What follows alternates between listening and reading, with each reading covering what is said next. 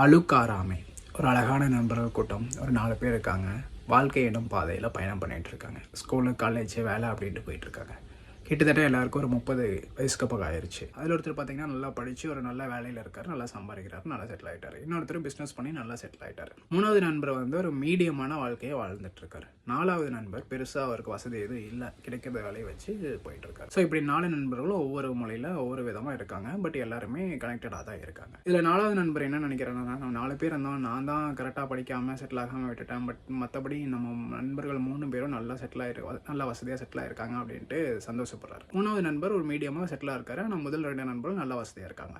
So 3வது நண்பர் என்ன நினைக்கிறாருன்னா, பாரு அவனுக்கு 2 பேர் ரொம்ப நல்லா சம்பாதிச்சிட்டானுங்க, நம்மளால தான் சம்பாதிக்க முடியல அப்படின்ட்டு அவங்கள வந்து ஒரு பொறாமையோட பார்க்குறாரு. இந்த ஸ்டோரியில் எது ஒரு நல்ல குணம் அப்படின்ட்டு நீங்கள் நினைக்கிறீங்க?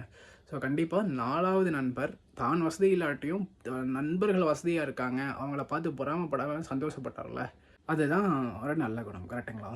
இதை பற்றி தான் என்னோட திருக்குறள்னு சொல்லுது. பார்க்கலாங்களா? அரணாக்கம் வேண்டாதான் என்பான் பிறனாக்கம் பேணாது அழுக்கறுப்பான். இதோட பொருள் என்ன கேட்டுக்கிட்டிங்கன்னா, மற்றவங்க நிறைய வசதியாக இருப்பாங்க, ஆனால் அதெல்லாம் பார்த்து நம்ம வந்து சந்தோஷப்படாமல் ஒரு பொறாமையோடு பார்த்தோம்னா நமக்கு கிடைக்க வேண்டிய செல்வமும் அறமும் கிடைக்காது அப்படின்ட்டு சொல்லுதுங்க. ஸோ இதோட கருத்தும் அதுதான் சொல்லுது, அழுக்காருடையவனுக்கு அறமும் செல்வமும் இல்லை அப்படிங்குதுங்க.